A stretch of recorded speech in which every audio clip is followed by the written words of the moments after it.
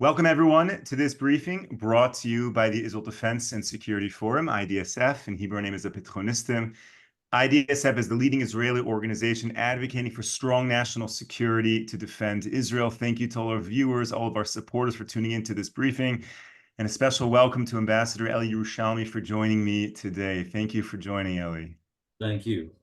I have a hot question to ask you. It's certainly on everyone's mind. Right now in Israel, there are hundreds of thousands of people taking to the streets protesting. How does all of these domestic issues impact Israel's war goals? Well, first of all, I think hundreds of thousands, that's an exaggeration. Yesterday we heard that, the Stadut, the Israeli Labor Union, also joined these demonstrations and actually called for a strike in Israel. And the truth of the matter, I was outside today and my wife went to work in Tel Aviv today and nobody saw almost anything of a strike. So basically most Israelis didn't feel the demonstrations or the strike unless you were in the Tel Aviv area or maybe in the Ben Gurion airport where some of the flights were a bit canceled and moved and so on. These demonstrations are actually a repeat of the demonstrations we had almost a year ago before the war, which were then against what they called the judicial revolution. And if you kind of, look into it, you'll find that these demonstrations, that every time they have a different subject. Once it's if Haredis should join the army. Once it's the submarine issue. Once it's judicial issues. Once it's the hostages and so on. If you come down to it and ask the people who are demonstrating, what are you demonstrating exactly against? It's against Bibi. Meaning this is something that we all know in Israel. Israel is divided between anti-Bibi and pro-Bibi and so forth. And these demonstrations are mostly anti-Bibi. And in this case, I think the leader of the Stadut and those who called for the demonstrations made a big mistake, because the moment you start holding signs like Bibi is a murderer, when we all know that the issue of the hostages, the 6 hostages that were murdered brutally by Hamas, and to blame this on Netanyahu is something unheard of, and it plays into the hands of Sinwar and the Hamas, and it's not good for Israel. But of course, as you know, Israel is a democracy. People demonstrate, but the demonstrations at this point and strikes at this point in the middle of a war, that is not good for Israel, and actually weakens us. And I hope that somehow we get over it. Actually, if you ask me personally, I think this is the most worrying issue in Israel, not our enemies, but the internal strife that has been going on in Israel for now almost 2 years, basically since the elections, and it has a lot of reasons. But this is this is for a PhD. It's not for for a short discussion. Again, the main issue in Israel now, as you all heard, is the tragic events that happened in the last 2-3 days. The murder of 6 hostages in Gaza, the 3 policemen that were murdered near Hebron, and this puts us again on the focus of what's happening in Gaza, the famous deal, quote unquote, between Israel and Hamas, and what's happening in Judea and Samaria. Let's talk first of all about Gaza and the deal. They're asking, there are a few issues here. One is the release of hostages, and this is for terrorists that are in our prisons that will be released for that exchange. The issue of Philadelphia, that's the corridor that goes between the Gaza Strip and Egypt, and the Netzarim corridor, which is kind of in the center north of the Gaza Strip, that basically blocks Gaza City from the rest of the Gaza Strip. It's just, you just have to take a map to understand that the moment Israel holds Philadelphia and holds Netzarim, Gaza is not what it used to be and cannot be again a kind of jumping pad to attack the state of Israel. The fact that the deal has not been struck yet is because actually most of us know the secret that there's really no deal on the table. Hamas is not even there. They didn't even come to the discussions. We're talking to the Americans, we're talking to the Qataris, we're talking to the Egyptians, but we're not talking to Hamas, because Hamas has one clear condition, that basically the war ends. What does the war end? When Israel leaves the Gaza Strip, meaning we return back to the situation on the 6th of October of last year. We leave Philadelphia, we leave Netzarim, and this basically is the end of the war, which basically means that Israel surrendered. And this of course is not happening. I just heard a few minutes ago that President Biden said that we're on the verge of signing the deal, and that Bibi is not doing enough to sign the deal. That's basically a joke, because Hamas is not there. The Americans want the deal for their own purposes. They want a quiet election and so on. But the deal actually is simply not there, because we all know what Hamas wants, and there's no reason for them to back off. By the way, after they see demonstrations in Israel where Israelis call Bibi the murderer, why should they back off? And Sinwar, he needs at least 20. I understand that by intelligence there are 22 hostages that are basically surrounding Sinwar himself as this kind of protective shield. Why should he give them up? There's no way he's going to give them up until the war ends with Israel's surrender according to his dreams. Then we go to Judea and Samaria. The 3 policemen that were killed yesterday in near Hebron, the last events in Judea Samaria, the car bombs, the bomb that almost exploded in Tel Aviv, and if it would have exploded not on the street but inside a synagogue or inside a stadium, nobody knows exactly where this man was going to. This shows us that Judea and Samaria is kind of waking up, meaning there's a lot of trouble right there. There's an actual war going on right there. You see the Israeli army attacking different cities and so on.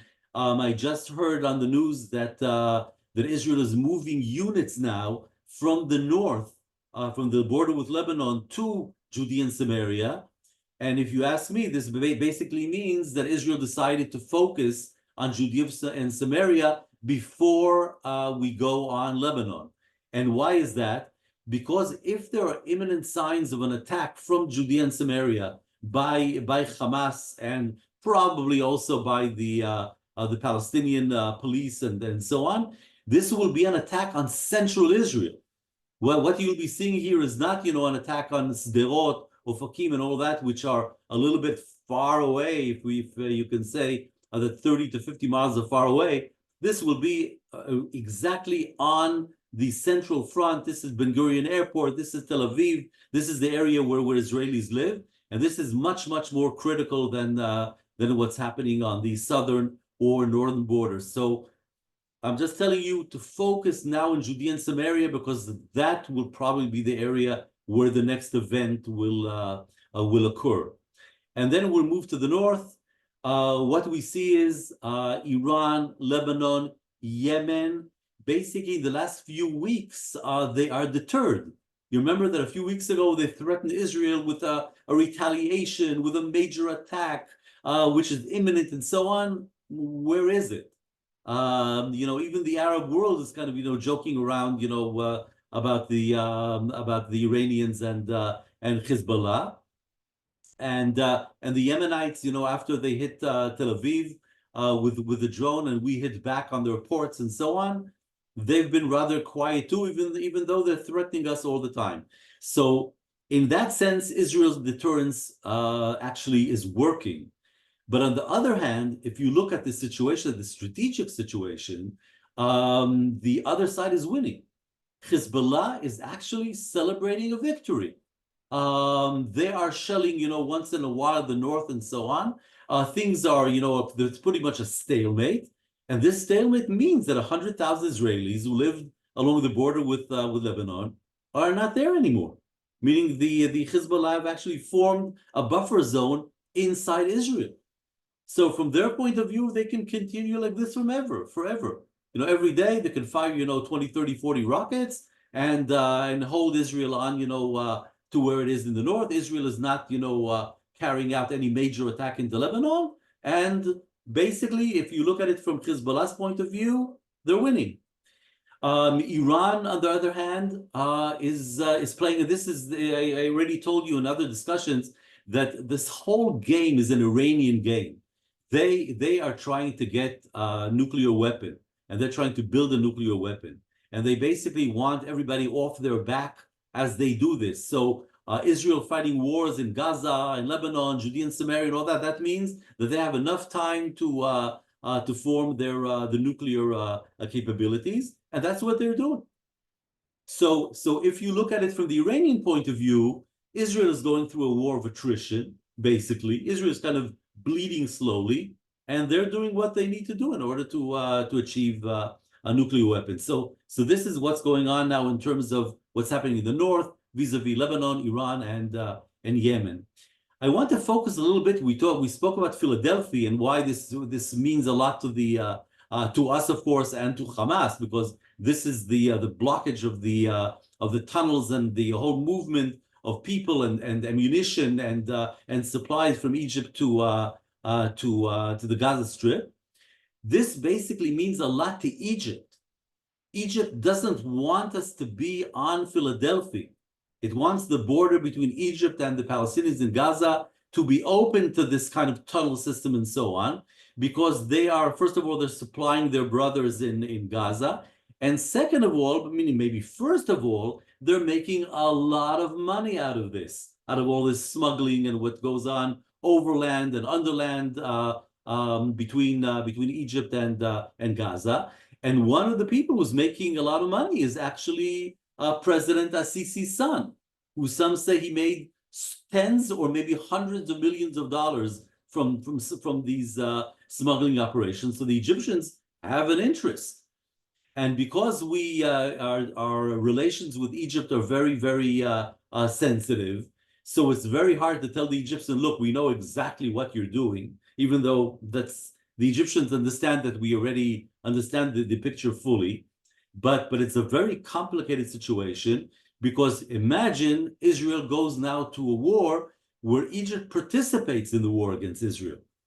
And the Egyptian army is built in a way that it doesn't have, it's a massive army. It's not going to fight Libya or Sudan. They're probably going to fight us.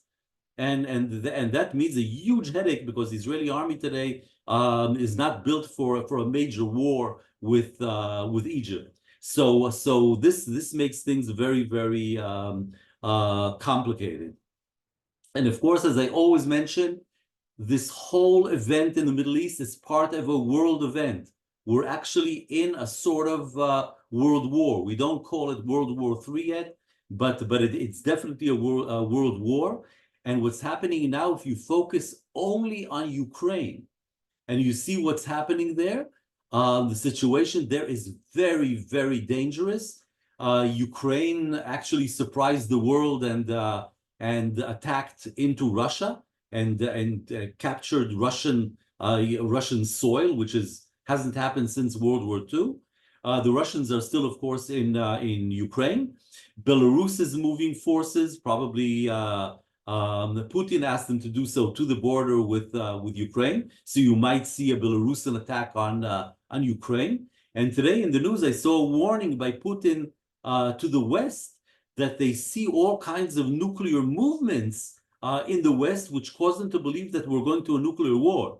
And when Putin says that, that is very, very dangerous. So we also see rising tensions all over the world. And we have to remember that we're only part of it.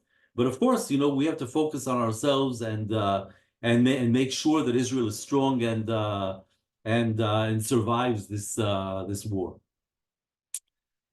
So this is basically, in a nutshell, and of course, open to your questions. Eli, thank you for that very thorough review of everything that's happening in this war. Thank you, of course, to all of our viewers who are actively sending in many, many, many questions into this chat, swamping my email, my WhatsApp. It's great to get these questions so that we can really discuss what is the most relevant. So, of all of the different fronts that you just spoke about, you said we should be on the lookout for what escalations could occur in Judea and Samaria. And I'm curious to know how Judea and Samaria and the PA fit into the strategy of Iran, of Hezbollah, and what, if any, coordination do you think there is between those terror groups, such that someone can pick up a phone to the PA and say, okay, go? How does that work? Well, as you know, I'm an ambassador, not a military intelligence officer. So I don't know exactly how this works, but my feeling is, knowing the situation for the last years that I've been following what's happening in the Middle East and so on, that there is coordination between Hamas and the Palestinian Authority. Sometimes, let's say, I'll give an example. The terrorist yesterday that shot the 3 policemen dead near Hebron used to be part of the presidential guard of the Palestinian Authority. So if you look inside to what's happening in the West Bank and inside Judea Samaria, Gaza, and all that, the Palestinians in there could belong, some of them to Hamas, some to the Palestinian Authority, some to jihad, and so on. But basically, they're coordinated. They all want the same thing. They all want to destroy Israel. There's no big differences there.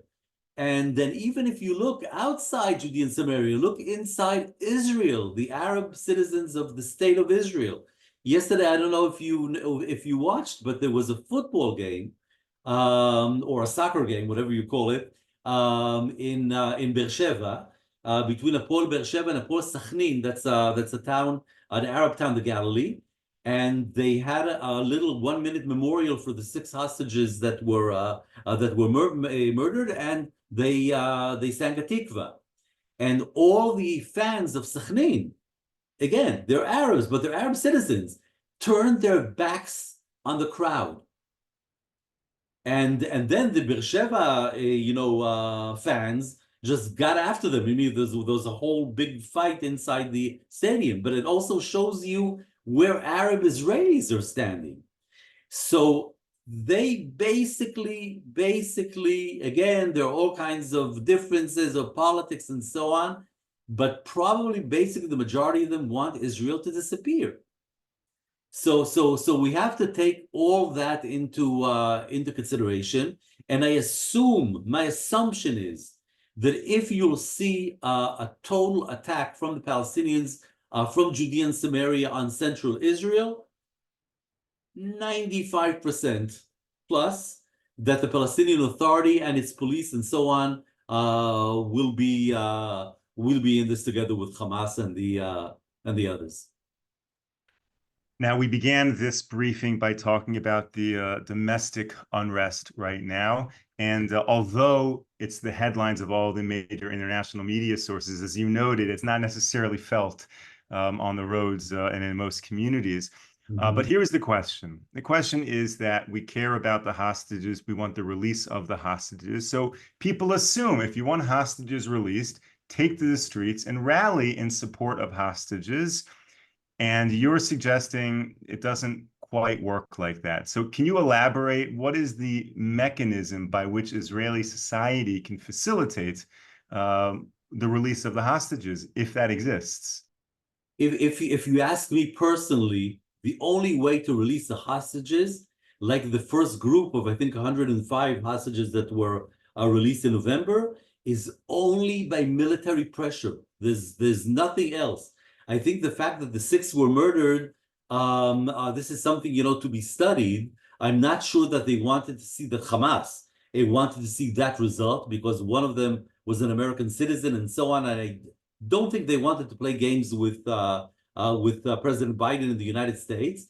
But what happened probably was that the terrorists that were guarding the hostages probably thought or maybe heard Israeli forces getting very, very close, and decided to kill the hostages and run away. A week ago, we had a Bedouin hostage that was freed. They decided, the ones who guarded him decided to give him food and to booby trap the whole place and to run away.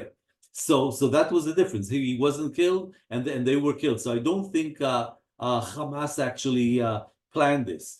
The only way is by force, because Hamas, Sinwar, has no intention. Those who know Sinwar very, very well, and you know that he was in our prisons for 20 years, and many intelligence officers interviewed him and knew him very, very well.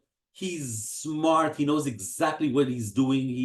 He's cruel, and this is cruel. When I say cruel, this is an understatement. And he's playing around with the hostages, and the fact that he's managing to crack Israeli society, that's a massive victory for him. Meaning, if he manages, not only to break Israel militarily, and if Israel, let's say, God forbid, surrenders in this war, and he manages to crack Israeli society and so on, he will be remembered in Arab history, much more than Salah ad-Din. Unbelievable, and he knows it. He knows it. He's playing a rough game with us. Sometimes, because we're democratic, because we are what we are, we're weak compared to him. He can really play around with us, and he's doing it. So this is why I hope for more unity in Israel and more strength. The fact that we're fighting this war, already for so long, for 11 months and so on, because of this consideration and that consideration, and bringing humanitarian aid and not bringing in all that of course is a weakness, no doubt. From the Arab side, they see it much more as a weakness than we do, and this, of course, it just prolongs this war. And I do think it's very significant that you spent your career as an ambassador. You're not, as you mentioned, you're not a military intelligence officer, a military strategist. So as an ambassador, a person who builds bridges with other nations, you're saying very clearly military pressure is the only way to make that happen. Definitely. I'll tell you a story that when meaning I'm saying I'm not military and so on, but 5 years of my career I spent at the Israeli National Defense College. 1 year as a student, and then I was an instructor, and then after I came back from London, again I was an instructor for 3 years. So I kind of always, during those 5 years, combined my foreign ministry career, my diplomatic career, with military and so on. And I remember in the 1990s, when I lectured to the officers, I told them that the foreign ministry defines the borders of Israel. Why? Because the moment we go into negotiations, we're the ones who actually eventually sign the paper, sign the boundaries, and so on. So it's up to the foreign ministry. So what do you expect from the military people to say? You expect from them to say that, what do you mean it's the foreign ministry? It's only military. We're the ones who get the territory and so on. And you, in the end, you pull the final touches of what we achieve. Okay, so that's clear and logical. Years later, I came back from London, back to the National Defense College, and gave the same lecture. And then the officers, they said, you know what? You're right. There are no more military solutions. There are only diplomatic solutions. I said, what? Only diplomatic solutions? And then I understood that something's wrong in the philosophy of Israel's defense establishment. Because Israel's defense establishment, and you see it, suddenly they became not military officers, but politicians. They have a political view. So the moment the army works like that, that's bad news. And now during this war, they're actually, in a way, not completely. In Israel, this is part of the ongoing political discussion. What's the role of the army? Is the army political, or is the army an army that has to obey the politically elected government of Israel. Big discussion here. And this is one of the problems that we're having these days. Wow, that really opens up a lot to discuss and a lot of food for thought. Thank you. Thank you for sharing that. I do hope that our military leaders will understand that they are military leaders. They're not diplomats and they're not politicians. And then this war will be won much more swiftly and much more so than we are at right now. I want to thank all of our viewers and all of our supporters for tuning into this briefing. A very big thank you to Ambassador Eli Yerushalmi for sharing of your wisdom and experience with us today. We will be back with you tomorrow, 10 a.m. Eastern Time, 5 p.m. here in Israel. Until then, stay safe, stay strong. Take care, everyone.